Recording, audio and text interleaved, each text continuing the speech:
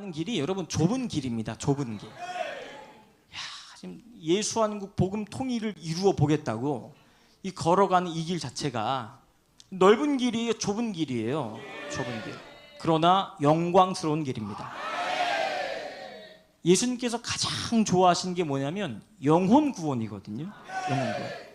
제가 하루는 막 기도하는데 막 성령이 막 불같이 가슴속에 부어지니까 인생의 소망이 다른 데 있지 않고 내가 정말 하나님을 사랑하는데 내가 주님을 사랑하는 걸 어떻게 보여드릴 수가 있지?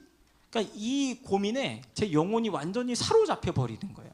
주님, 제가 정말 주님을 사랑합니다. 그런데 제가 말로만 주님을 사랑하는 게 아니라 정말 주님이 인정하실 수 있도록 나의 삶이 주님을 기쁘게 해드리기를 원합니다. 라고 기도를 하는데 주님께서 말씀을 한 구절 제게 떠올리게 해주셨어요. 요한복음 21장 말씀입니다. 뭐냐면 베드로가 예수님 부인하고 도망쳤다가 디베랴 바닷가에 다시 고기 잡는 어부로 돌아갔어요. 그때 부활하신 예수님께서 그 바닷가에 새벽에 찾아오시더니 예수님 부인하고 처음 대면하는 장면이니까 베드로도 얼마나 이게 어색하고 죄송하고 몸둘 바를 모르는 그런 순간이었습니다. 그때 예수님께서 먼저 입을 떼시는데 시몬의 아들 요한의 아들 시몬아, 네가 여기 있는 이 모든 사람들보다 나를 더 사랑하느냐라고 물어보세요. 여러분, 주님이 그러니까 저와 여러분 같으면 그게 부인하고 배신하고 마지막 세 번째 부인할 때는 이름을 저주하고 도망쳤거든요. 그리고 철석같이 끝까지 함께하겠다라고 했던 그 사람이 나를 부인하고 저주하고 뒤에서 막 뒷담화를 하고 있는 이 상황을 다 알게 됐음에도 불구하고 예수님이 우리와 같이 행하시지 않았습니다. 여러분, 우리는 그런 사람 어떻게 대합니까? 어떻게 대해요? 어떻게? 이에는 이 해가지고 그냥 율법은 율법 해가지고 원수 갚음이 하나님께 있는데 그것조차 가로채고 내가 한번 갚아보려고. 예수님 오셔서 하시는 건 베드로, 너 정말 나 사랑하지? 라고 물으시는 거예요. 그때 베드로가 차마 사랑합니다 라고는 고백 못하고 주여, 제가 주를 사랑하는 것을 주께서 하시나이다. 그러자 예수님 하시는 말씀이 그러면 내 양을 먹여라. 여러분, 여기서 지금 예수님이 말씀하시는 이 양은 예수님이 피값 주고 산 예수님 생명과 같은 존재들이거든요. 근데 이 생명과 같은 존재들을 베드로처럼 주님을 부인하고 배신하고 저주하고 도망친 제자에게 다시 맡겨주시더라는 거예요. 여러분, 그때 이 말씀이 제 가슴속에 팍 와서 부딪히기 시작을 하는데 주님이 가장 기뻐하는 것은 영혼 구원이구나. 영혼 구원이구나. 그래서 그 다음 날부터 진짜 전도에 미쳐서 살았습니다. 전도에 미쳐서. 신학교 딱 떨어지고 나서 합격은 했는데 제가 그게 못 들어갔습니다. 신학교에 못 들어가고 그 1년 동안 하나님, 제가 이제부터 선교사처럼 살겠습니다. 제가 신학교 들어가서 펜 가지고 목회하지 않겠습니다. 무릎으로 하나님이 원하시는 주님의 심정을 품은 그런 사역자로 준비되고 싶습니다. 라고 하나님 앞에 고백을 하고 이제 부모님께 말씀을 드리고 이 집과 교회 중간에 있는 고시원에 살았어요. 그러니까 부모님도 생각하기를 그때 두 분 다 교회 안 다닐 텐데 뭐 하는 짓이냐 대체. 아니 어디 뭐 지방에 있는 대학교를 들어간 것도 아니고 교회랑 집 중간에 있는 고시원에서 왜 그런 짓을 대체 하느냐. 근데 빡빡 우겨가지고 결국엔 고시원에 들어갔습니다. 그리고 고시원에 들어가서 이제 진짜 선교사님들처럼 생활하는 거예요. 밤 11시만 되면 여기 와서 자정까지 막 기도를 하고 다음날 이제 학생들 학교 끝나는 시간 맞춰서 계속 노방전도하고 신방하러 다니고 구역원들 오면 기도해주고 선교사님들처럼 이제 살겠다고 작정했으니까 그렇게 살기를 시작했어요. 몇 달 그렇게 살았더니 목사님께서 이제 그만하고 들어가라 하시더라고요.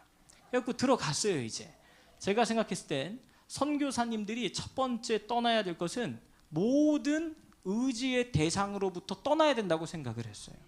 그래서 스스로 돈을 벌고 스스로 의식주를 해결을 하면서 스스로 자립 선교를 해야 된다라는 생각에 그 고등학교 졸업하자마자 이제 고시원 가 살았더니 여간 힘들더라고요. 여간 힘들어. 부모의 그늘을 벗어나서 산다는 게 쉽지가 않더라고요. 근데 그렇게 바득바득 믿음으로 살다 보니까 여러분 정말 주님이 기뻐하시는 일을 할 때 성령께서 우리의 삶을 밀어주십니다. 전도를 하다 보니까 진짜 하나님이 막 영혼들을 붙여주기 시작을 하시는데 정말 많은 영혼들을 붙여주셨어요. 교회에서 7주 총동원 주일이 선포가 되었는데 그 7주 동안 약 한 100명의 영혼을 전도를 해서 교회에 이제 데리고 왔습니다. 그 얘기가 이제 막 퍼지다 보니까 목사님께서 듣게 되신 거예요. 그래서 우리 교회에 그렇게 전도를 열심히 하는 청년이 있냐라고 해서 이제 말씀이 들어가서 갑자기 주일 저녁에 전화가 오셨습니다. 목사님께서 전도사로 임명하신다고 하니까 빨리 교육자실로 올라와라. 주일 저녁에 갑자기 양복을 차려입고 교회에 올라왔더니 성도님들 아무도 모르게 그냥 교육자분들 둥그렇게 둘러서가지고 오늘부터 교육자로 임명하노라 하고 그냥 임명식이 그렇게 끝나버렸어요. 그렇게. 그리고 나서 한 주일 뒤에 목사님께서 그 당시에는 저녁 예배를 이제 인도하실 때입니다. 그 저녁 예배를 인도하시다가 갑자기 야 이번에 그 전도왕한 전도사님 어디 있어? 해가지고 이제 나와봐 해가 나왔더니 갑자기 간증을 하라고 하시는 거예요. 그러니까 뭐 없어. 이제 우리는 그런 순서가 없어요. 그냥 감동되면 나와 간증해 하더니 갑자기 여기 가서 앉으시더라고. 혼자 지금 이 상황처럼 마이크 들고 간증을 했습니다.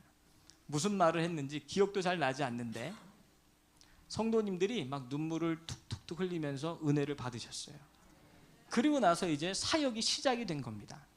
여러분 우리가 하나님이 기뻐하실 일을 하면 주님께서는 반드시 우리의 인생 가운데 동행하심을 나타내 주십니다. 주님이 기뻐하실 일에 목숨 걸고 한번 달려가 보십시오. 제가 왜 이런 말씀을 드리냐면 주님께서 가장 기뻐하는 건 영혼 구원인데 지금 우리 사랑제일교회가 달려가고 있는 영혼 구원 전도 대상자는 따라서 하겠어요. 대한민국이다.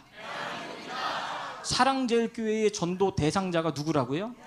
대한민국. 우리는 한 사람 한 사람 이런 정도 수준의 전도를 하는 게 아니라 대한민국에 그냥 영적인 전쟁을 지금 선포한 상태입니다. 대한민국을 지키고 있는 모든 원수마귀 사단들이 다 달려붙어도 이상하지 않을 정도의 영적인 전쟁을 지금 선포하고 민족 복음화를 이루겠다고 여러분 이 민족 복음화라는 슬로건을 외치는 여러 교회와 선교단체가 굉장히 많습니다. 그런데 사랑제일교회처럼 이렇게 급진적으로 예수님께서 열어두신 이 십자가 구속의 은혜로 말미암아 모든 사람들이 큰 자부터 작은 자까지 다 나를 알 수 있도록 주님께서 그 은혜의 길을 열어두셨다는 거예요. 히브리서 저자는 이 길을 따라서 새롭고 산 길이다. 새롭고 산 길을 예수님이 열어주셨다라고 말씀하셨어요. 그러면 이 새롭고 산 길로 들어선 사람들이 뭘 얻게 돼요? 구원이라는 걸 얻게 됩니다. 구원. 그러면 구원받은 성도들이 이 새롭고 산 길이라고 하는 십자가의 길의 다리를 탁 내딛었는데 앞으로 이 믿음의 여정을 걸어갈 때 그러면 예수 믿고 나서 내 마음대로 살아도 되냐? 그렇지 않습니다.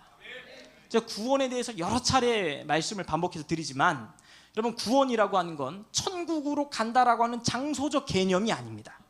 우리가 구원이 필요한 존재가 되었던 이유는 아담이 선악과를 따먹고 하나님과의 관계가 끊어짐으로 말미암아 구원이 필요한 존재들이 되었기 때문에 구원이라고 하는 건 하나님과의 끊어진 관계를 회복하는 것이 구원이지 하나님과의 끊어진 관계 회복은 관심도 없고 죽으면 천국에 들어가면 그만입니다 라고 하는 건 하나님께서 우리에게 베푸신 구원이 아니다 그 얘기예요. 아니다.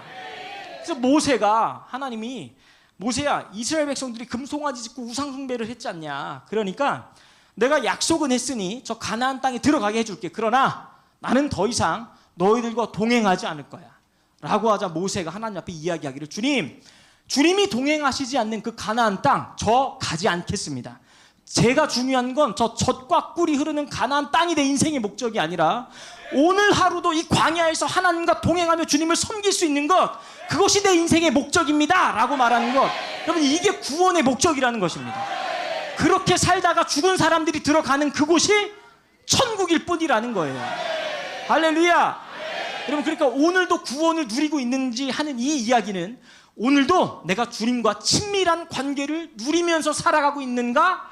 이게 진짜 내가 구원을 누리고 있는지, 아니면 구원에는 관심도 없고 그냥 죽으면 어차피 천국 가니까 내 인생 내 마음대로 살아도 괜찮아 라고 하는 이상한 성경적이지 않은 비진리에 속아 살아가는 가짜 교회가 되어서는 안 됩니다.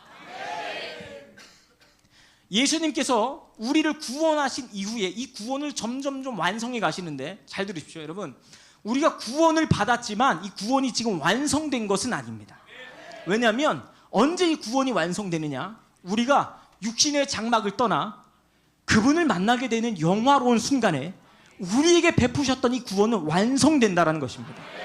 그러니 구원받은 성도들이 앞으로 걸어가야 되는 십자가의 길은 오로지 진리라고 하는 요한복음 17장 17절에 보니까 아버지의 말씀이 진리라고 이야기를 하시는 거예요. 그러니 예수님께서도 이 땅에 오셔서 나는 내 뜻을 행하러 온 것이 아니라 나 보내신 이의 뜻을 행하러 왔다 말씀하신 것처럼, 예수님이 걸어가셨던 그 길은 아버지의 말씀에 순종으로 반응하는 삶이었다라는 거예요. 그런데 구원받은 성도는 아버지와의 관계성 안에서 하나님의 말씀을 듣고 순종하는 삶의 연속이 이어지는 것, 그걸 구원의 삶이라고 이야기를 합니다. 근데 문제는